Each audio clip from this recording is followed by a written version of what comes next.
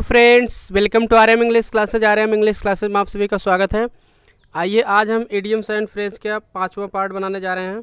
इसके पहले हम 4 पार्ट बना चुके हैं। अगर आप नहीं देखें तो आप उसको ज़रूर देख लीजिए। तो ये बहुत ही महत्वपूर्ण इडियम्स एंड फ्रेजेज हैं जो स्कूल, कॉलेज प्लस कम्पिटिटिव हर एग्ज़ाम के लिए बहुत महत्वपूर्ण होने वाले हैं। और अब इसकी हम ट्रिक भी आपको बताएंगे और कैसे मुहावरा की ओरिजिन है, कहाँ से बना है, वो भी बताएंगे। और कुल मिला के आप इसको ध्यान से आप देख लेंगे शुरू से लास्ट तक, तो सारे इडियम्स आपको तत्काल तैयार हो जाएंगे। तो चलिए देख लेते हैं। पहला, call a spade a spade. हमारा पहला इडियम्स है call a spade a spade, माने होता है साफ साफ कहना। तो पूरे ट्रिक के साथ आप इसको याद करिए। तो देख लेते हैं। स्पेड माने क्या होता है? फावड़ा होता है। फिर काल माने कहना, ठीक है। अब यहाँ क्या शाब्दिक अर्थ निकालोगे तो क्या? फावड़ा फावड़ा कहना मतलब क्या? शाब्दिक अर्थ तो लिया नहीं जाएगा, मुहावरा का मेटाफरिक अर्थ लिया जाता है। क्योंकि ये ऐसे बातें हैं कि मुहावरे और लोकोक्तियाँ किसी की कही हुई बातें होती हैं जो कि ऐसा जनरल लाइफ में कहते चले आए हैं, वो भाषा का एक अंग बन जाता है, जो कि बहुत ही प्रभावशाली भाषा बन जाती है इसका यूज़ करने से। तो यहाँ फावड़ा फावड़ा कहने का मतलब ये है कि फावड़े से क्या किया जाता है? अक्सर क्या होता है कि जैसे घास फूस हो, कहीं की कोई सफाई करना होता है तो फावड़े से क्या करते हैं? साफ़ कर देते हैं। तो इस तरह से आप फावड़ा फावड़ा कहने का मतलब क्या? फावड़ा क्या सफाई का प्रतीक है, तो इस तरह से इसका अर्थ निकल के आया। फावड़ा 2 बार फावड़ा का अंग्रेजी है, तो फावड़ा फावड़ा मतलब साफ साफ, काल मतलब कहना, ठीक है। तो इस तरह से इसका अर्थ हो जाएगा साफ साफ कहना। इस तरह से आराम से आप इसको कनेक्ट कर लीजिए। तो इसका अंग्रेजी अर्थ क्या होगा? To call a thing as it is. तो साफ साफ कहना का मतलब क्या? ये सभी चाहे जिस वस्तुओं से ओरिजिन हुए हैं, लेकिन उसको व्यक्ति के ऊपर अप्लाई किया जाएगा। तो साफ साफ कहने का मतलब क्या? To call a thing as it is, कोई भी बात जो है वैसे ही कहना, एज इट इज़ मतलब जैसा वो हो, यानी स्पीक प्लेनली, ठीक है। तो आपके, ठीक है, ऑप्शन में अगर आप कोई कंपटीशन की तैयारी कर रहे हैं तो call a thing as it is या स्पीक प्लेनली ऐसे भी आ सकता है, ठीक है। बाकी स्कूल में आप, ठीक है, आपको वाक्य प्रयोग करना है तो आप कर दीजिए, a courageous person always calls a spade a spade. साहसी व्यक्ति जो है हमेशा साफ साफ कहता है। इस तरह से आप इसका यूज़ कर लीजिए। कि आप कोई भी बुक होगी उसमें देखिए इंग्लिश अर्थ भी दिया रहता है, हिंदी अर्थ भी आपको बता दिया जा रहा है, चाहे इंग्लिश मीडियम चाहे हिंदी मीडियम, आप सब मीडियम के लिए इस बहुत यूजफुल होगा। यही नहीं, आप इस इंग्लिश स्पीकिंग में भी इसका प्रयोग करिए और बहुत ही आपकी भाषा प्रभावशाली होगी, ठीक है। तो इसको वाक्य प्रयोग करके बोल दीजिए। आपको याद करने का सबसे बेस्ट तरीका ये है कि कोई भी इडियम्स एंड फ्रेजेज है आप उसको वाक्य में प्रयोग करके बोल दीजिए, ठीक है। तो आराम से आपको हमेशा के लिए याद हो जाएगा, आप एग्जाम में भी लिख ले जाओगे। तो दूसरा देखते हैं, ठीक है। क्राई ओवर स्पिल्ट मिल्क, माने बीते पर पछताना या व्यर्थ पछताना। बीते पर पछताना या व्यर्थ पछताना। तो इंग्लिश अर्थ क्या होगा? To feel sorry for the past. Past मतलब बीता हुआ समय, बीते हुए समय के लिए फील सॉरी मतलब वही, फील सॉरी मैंने शर्मिंदगी महसूस करना या पछताना। तो वाक्य प्रयोग देखते थे हम। तो you did not listen to my advice, तुम मेरी सलाह को नहीं सुने। Now it is no use crying over spilt milk, अब व्यर्थ पछताने से कोई फ़ायदा नहीं है। व्यर्थ पछताना या बीते पर पछताने से कोई फ़ायदा नहीं है। तो याद कैसे हो गया मुहावरा? क्राई माने होता चिल्लाना, ओवर माने के ऊपर या पर होता, स्पिल्ट माने होता फटा हुआ या अड़ाया हुआ, मिल्क माने क्या होता है? दूध। जैसे अड़ाया हुआ दूध पर पछताना या फटे हुए दूध पर पछताना। तो अब जैसे मान लीजिए आप दूध, ठीक है, रख दिए हैं तो दूध फट गया, उसका केयर नहीं किए, ठीक है, तो आपकी गलती से वो दूध फट गया या अड़ा गया, ठीक है। तो आप उस पर उसके ऊपर आप क्राई कर रहे हैं, चिल्ला रहे हैं, तो यानी कि आप व्यर्थ पर ही तो पछता रहे हैं, क्योंकि दूध फट गया या अड़ा गया, गिर गया, तो उससे कुछ आपको बेनिफिट होने वाला नहीं। आप गलती किए तो गिर गया या फट गया तो व्यर्थ ही पछता रहे। आप पहले से सावधानी किए होते तो न गिरता न फटता। इस तरह से इसका अर्थ होगा अड़ाए हुए दूध के ऊपर चिल्लाना, यानी कि व्यर्थ पर पछताना, व्यर्थ पछताना। तो अगला बहुत महत्वपूर्ण इडियम्स है कॉल नेम्स। कॉल नेम्स माने होता है गाली देना, ठीक है। याद कैसे होगा? एब्यूज काल, काल माने कहना, नेम्स माने नाम, ठीक है। नाम काल मीन्स कहना या पुकारना किसी को। जैसे आप ऐसा देखते हैं कि जनरल लाइफ में जैसे जब दो लोग पार्टियों में झगड़ा होता है दो लोगों में, तो वो क्या करते हैं, तब बाद में गुस्सा में आ जाता तो उसके नाम लेके जो है गाली देने लगता है।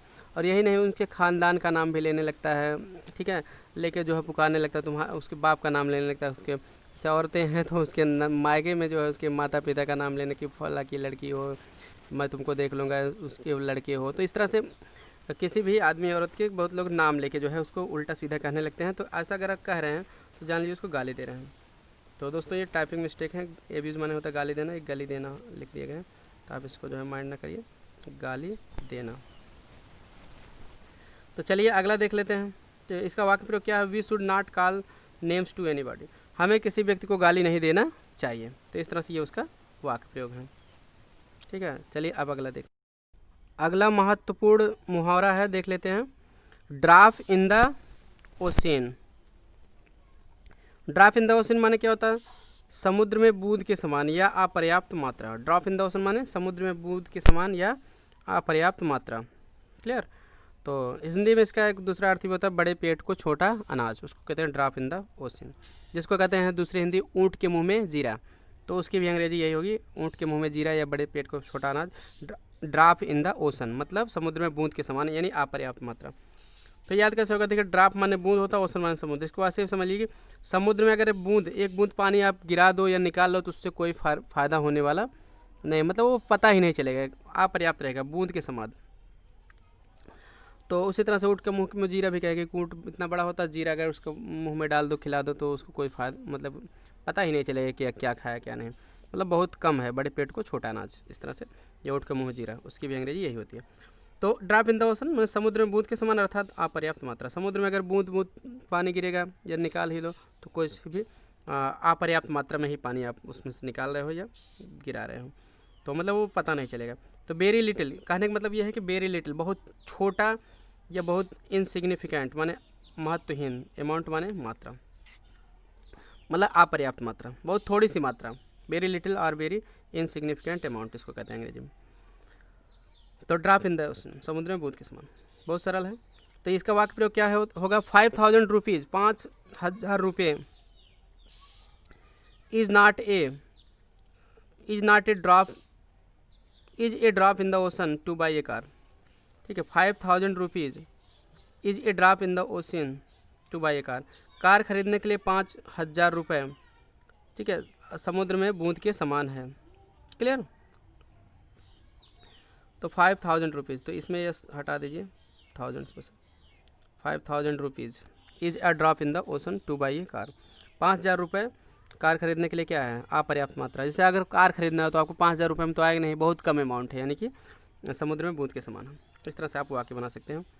ठीक है, कोई भी वाक्य बना सकते हैं कि 5000 rupees is not enough for a decent marriage, अच्छी शादी के लिए अपर्याप्त मात्रा है।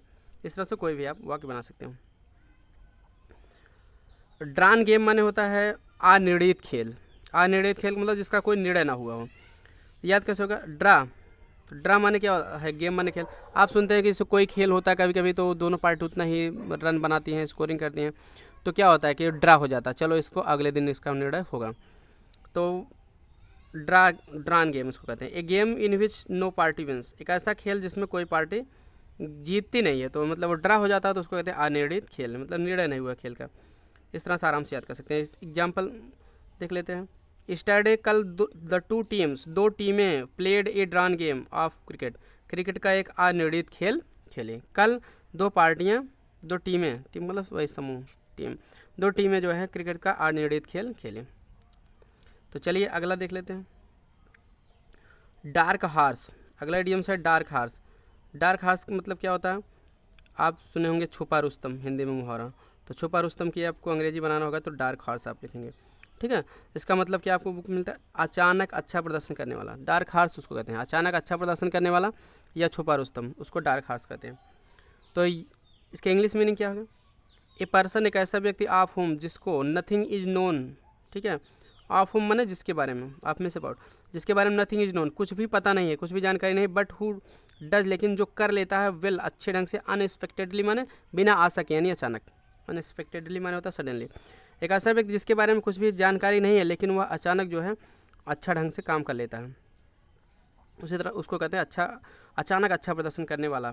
ठीक है, छुपा रुस्तम। तो अब इसको हम याद करने का तरीका बता रहे हैं। याद कैसे होगा, डार्क माने काला होता है, हार्स माने होता है घोड़ा।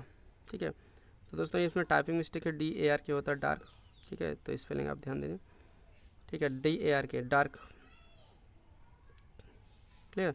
डार्क हार्स माने होता है काला घोड़ा। ठीक है, डार्क हार्स, शाब्दिक अर्थ क्या है इसका, काला घोड़ा। तो याद कैसे होगा, क्लियर। तो वो का ये समझिए। तो काला घोड़ा, तो याद कैसे हो, मुहावरा निकला है वही काले घोड़े से। तो इसमें क्या है कि वो कहानी है ग्रीक मिथोलॉजी में कि एक काला घोड़ा था, वो जो है जो बेच रहा था काले घोड़े को, ठीक है। तो मार्केट में बिक रहा था, तो उसको कोई नहीं खरीद रहा था काले घोड़े को।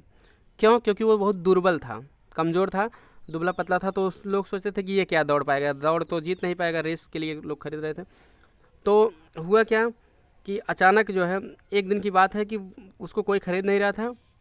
फिर एक कस्टमर आया भी, तो देख के उसको नहीं खरीदने वाला था। लेकिन वो जो है घोड़े का मालिक जो है क्या कि घोड़े को जो है जब निकाला, तो घोड़ा अचानक जो है बहुत, वो कहा कि क्या ये प्रदर्शन कर पाएगा, अच्छा प्रदर्शन, ठीक है, रेस नहीं दौड़ पाएगा। लेकिन घोड़े के अंदर क्या फुर्ती आ गई कि वो जो है बहुत अच्छा प्रदर्शन किया, बहुत तेज़ दौड़ा, और वही जो है उस दिन दौड़ को क्या किया, जीत भी लिया। इस तरह से वो अचानक अच्छा प्रदर्शन करने वाला हो गया। वहीं डार्क हार्स से ये मुहावरे निकल के आ गए कि वो काला घोड़ा पहले तो नहीं दौड़ पा रहा था, अच्छा प्रदर्शन नहीं कर पा रहा था, लेकिन अचानक वो एक दिन बहुत अच्छा प्रदर्शन किया और दौड़ को जीत लिया, ठीक है।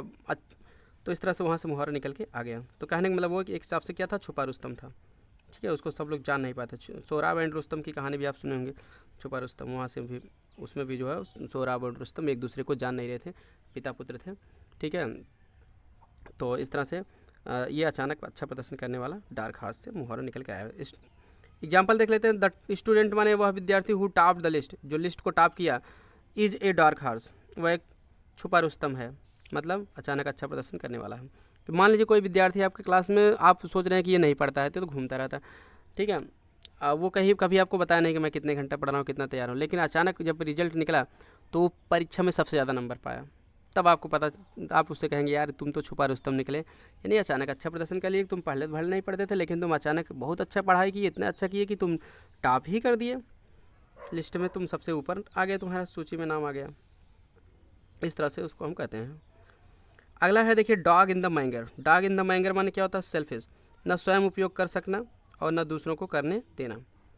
तो ये मुहावरा है, बहुत अच्छा है। सेल्फिश, स्वार्थी आदमी, जो स्वार्थी होता है, इस तरह से स्वार्थी होगा कि ना दूसरों को मतलब कोई चीज़ उपयोग करने देगा, ना स्वयं उपयोग कर सकेगा, क्लियर। तो वहाँ इसका मतलब होता है, याद कैसे होगा, डॉग माने होता कुत्ता, मैंगर माने होता नाद। मैंगर माने क्या होता है, जैसे कोई भी कंटेनर है, वस्तु है जिसमें पशु चारा खाते हैं, जिसको कहते हैं नाद, क्लियर। गाँव में कहते हैं नाद या हौदी, कुछ लोग कहते हैं गाँव में। तो अब इसको मैंगर कहते हैं, ठीक है।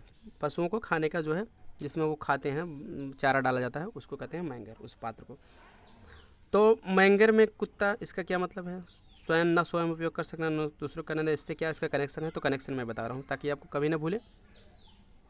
देखिए ये कहानी कहाँ से निकल के आया मुहावरा कि मैंगर, एक बात जैसे होता क्या है कि इसको ऐसा समझ लीजिए कि मैंगर में जैसे क्या होता, कभी कभी होता क्या है कि कोई बछड़ा है या गाय है, सीधे साधा है, वो मैंगर में खा रही है, नाद में। तो अक्सर होता क्या, कुछ आप चारा मतलब डाल दिए, कोई भी रोटी डाल दिए, चावल दाल डाल दिए, कुछ भी डाल दिए खाने की सामग्री, तो क्या होता है, अक्सर कुत्ता आके खाने लगता है। तो वो जो है बछड़ा जो है या गाय जो भी है, वो जब उसको थोड़ा मारने का प्रयास करता है, ठीक है, झोंका देता है, हाँ, तो कुत्ता भाग जाता है, ठीक है, थोड़ी देर के लिए भाग जाता है, लेकिन जैसे ही खाने लगता है फिर कुत्ता आके खाने का प्रयास करने लगता है। तो इस तरह से वो कुत्ता भी नहीं खाने पा रहा है और ये भी नहीं खाने पा रहा है, इसके भी खाने में डिस्टर्ब कर रहा है। तो वहाँ से मुहावरा निकल के आएगा डॉग इन द मैंगर, मतलब नाद में कुत्ता, कहने का मतलब वो न स्वयं उपयोग कर पा रहा है कुत्ता खाने, मतलब उस खाने का, न ही खाने दे रहा है। तो इसी से बना है, न स्वयं उपयोग कर सकना, न दूसरों को करने देना। इसी तरह से कुछ लोग व्यक्ति भी होते हैं कि न स्वयं किसी चीज़ का उपयोग कर दें, कहते हैं हम नहीं कर पाएंगे तो इसको भी नहीं करने देंगे। इस तरह के प्रवृत्ति के लोग होते हैं, तो यानी स्वार्थी होते हैं, क्लियर। तो he is like a dog in the manger, वह ठीक है न स्वयं उपयोग कर सकता है, न दूसरों को करने देता है। एज नाइदर ही वर्क्स, ठीक है, इस तरह से ऐसा व्यक्ति है वो, वह ही like a dog in the manger, मतलब वो ऐसा व्यक्ति है जो न स्वयं उपयोग करता है, न दूसरों को करने देता है। एज माने क्योंकि नाइदर ही वर्क्स, ठीक है, तो न तो वह काम करता है, नार डज ही लेट अदरवर्स, न तो दूसरों को काम करने देता है, क्लियर। तो वह डॉग इन द मैंगर के समान है, क्योंकि वह न तो स्वयं उपयोग करता है, न दूसरों को करने देता है। इस तरह से इसका वाक्य प्रयोग हो गया। अगला देखते हैं, dead as the door nail. इसका मतलब होता है क्वाइट डेड, पूर्ण रूप से मृतक, ठीक है। क्वाइट डेड मतलब क्वाइट मैंने बिल्कुल, यानी पूरी तरह से, डेड मृतक, पूर्ण रूप से मृतक या बिल्कुल मृतक। तो याद कैसे होगा, देखिए ट्रिक क्या है हमारी याद करने की। डेड माने मरा हुआ होता है मृतक, एज माने जैसा कि, डोर माने दरवाजा, नेल माने होता है नाखून। तो इसमें याद लीजिए डेड से इसका कनेक्शन क्या, डोर में से दरवाजा, नेल में से नाखून होता है। क्लियर। तो जैसे नाखून, अब जैसे हिंदू मिथोलॉजी में क्या होता है कि जैसे हिरण्यकश्यप का आप नाम सुने होंगे, वो जो है कभी नहीं मरता था। ठीक है। तो जब उसको नरसिंह, ठीक है, ईश्वर ने नरसिंह के रूप में भगवान ने अवतार लिया, तो उसको दरवाजे पर ले जाके अपने नाखून से ही उसको डेड किया, मारा, तब वो पूर्ण रूप से मृतक हो गया। इसके पहले वो मर ही नहीं रहा था। ठीक है, क्योंकि उसको वरदान मिला था, न दिन में नहीं मरेगा, न रात में, न बाहर मरेगा, न अंदर, न मनुष्य से किसी से नहीं मरेगा। तो ठीक है, नरसिंह आधा नर का आधा सिंह का था, तो वो दरवाजे पर उसको अपने नाखून से इसलिए मारे क्योंकि अस्त्र शस्त्र से वो मरता नहीं। तो जब दरवाजे पर नाखून से मार दिया गया तो वो पूर्ण रूप से मृतक हो गया। इस तरह से इसको आराम से याद कर सकते हो। क्लियर। तो द डकैट ले डेड, डकैट डाकू, ले डेड माने मर गया, एट द डोर नेल, ठीक है, पूर्ण रूप से, ऑन द डस्ट, धूल में, after getting a fatal shot from the police, police से घातक प्रहार पाने के बाद। ठीक है, तो डकैत जो है पुलिस से घातक प्रहार पाने के बाद जो है पूर्ण रूप से मृतक हो गया। इस तरह से आप इसको आराम से दरवाजे पर नाखून से मारना मतलब वही हिरण्यकश्यप की कहानी ले सकते हैं। फिलहाल ये जो बड़ा है मुहावरा, तो उसमें कहानी थी कि नाखून से उसमें जो है मारा गया था, उसमें भी फिलहाल तो इस तरह से पूर्ण रूप से वो मर गया था आदमी, तो वहीं से मुहावरा बन गया है। तो चलिए देख लेते हैं अगला है die in harness. Die in harness माने क्या होता है, कर्तव्य या सेवा करते हुए मरना, to die while on duty. तो इसमें याद कैसे होगा, डाई मिस मरना होता है, हार्नेस माने होता है घोड़े की साज, घोड़े की साज जो होती है, ठीक है, जीन होती है, साज होती है, तो उसको कहते हैं हार्नेस। क्लियर, जो घोड़े के ऊपर साज सामान होता है, तो घोड़े की साज क्या जीन, क्लियर, इन सबको हम हार्नेस कहते हैं। लगाम भी कह सकते हो। क्लियर। तो लगाम में मरना मतलब क्या है, कर्तव्य सेवा करते हुए मरना। मतलब से ये मुहावरा बना कैसे है कि जैसे सैनिक था, तो वो घुड़सवार सैनिक था, तो वो जो है लड़ाई कर रहा था, तो देश के लिए लड़ाई कर रहा था, तो उसमें मर गया था, तो वहाँ से मतलब मुहावरा बन गया कि कर्तव्य सेवा करते हुए मर। घोड़े से लड़ाई कर रहा था, घुड़सवार सैनिक था, तो लगाम में मतलब घोड़ा लगाम में था, तो उसी में वो भी आदमी बैठा था, तो घोड़े के साथ वो लगाम में घोड़ा था, तो उसी के साथ वो मरना। ठीक है, घोड़ा भी बेचारा लड़ाई कर रहा था, कर्तव्य कर रहा था अपना, युद्ध में गया था, और आदमी भी था, उस घुड़सवार भी था, तो वो मतलब लगाम में ही वो मर गया। तो कहने का मतलब वो कर्तव्य सेवा करते हुए मरा। इस तरह से to do while on duty, ठीक है, वो सैनिक अपनी ड्यूटी कर रहा था घोड़े को लेकर, उसी में मर गया, तो कर्तव्य सेवा करते हुए मरा। इस तरह से मुहावरा याद हो गया, बन गया है। Many soldiers die in harness in the battle field. तो याद, तो इसके ऊपर वाक्य क्या है, बहुत से सैनिक, मैंने में कई है, बहुत से सैनिक जो है युद्ध क्षेत्र में जो है कर्तव्य सेवा करते हुए मर जाते हैं। चलिए लास्ट मुहावरा आज का है 10वां, डच करेज। डच करेज माने होता है नशे का जोश, करेज एक्साइटेड बाय वाइन, ऐसा साहस, एक्साइटेड माने उत्तेजित होकर, बाय वाइन माने शराब के द्वारा उत्तेजित होने से जो साहस है उसको कहते हैं डच करेज। ये मुहावरा जो बना है, तो डच मतलब क्या होता है कि हॉलैंड के निवासी होते हैं, जाति होती है डच, और करेज माने साहस होता है। तो होता क्या था, ये मुहावरा बना कैसे, एंग्लो डच वार एक बार हो रहा था, युद्ध हो रहा था। तो युद्ध में क्या था कि ये लोग जो है शराब पी के जो है, क्लियर, ठीक है, तो शराब पी कर जो है लड़ाई कर रहे थे।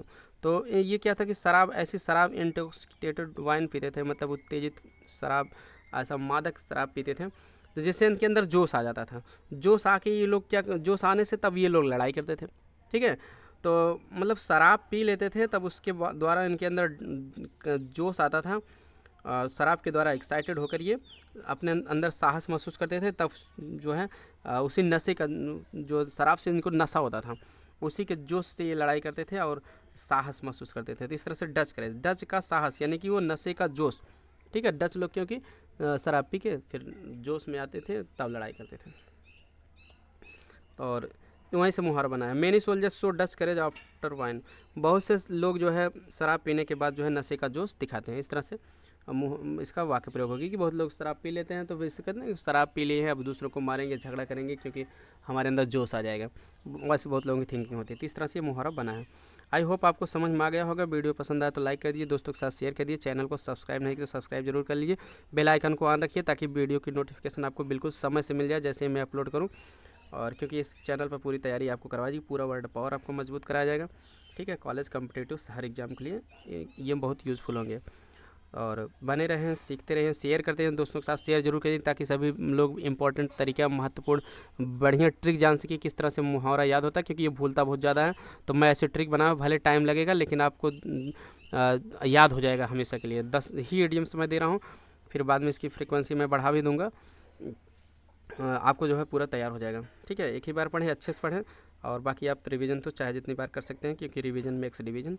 मिलते हैं नेक्स्ट वीडियो में, बने रहे मेरे साथ। Thanks for watching this video.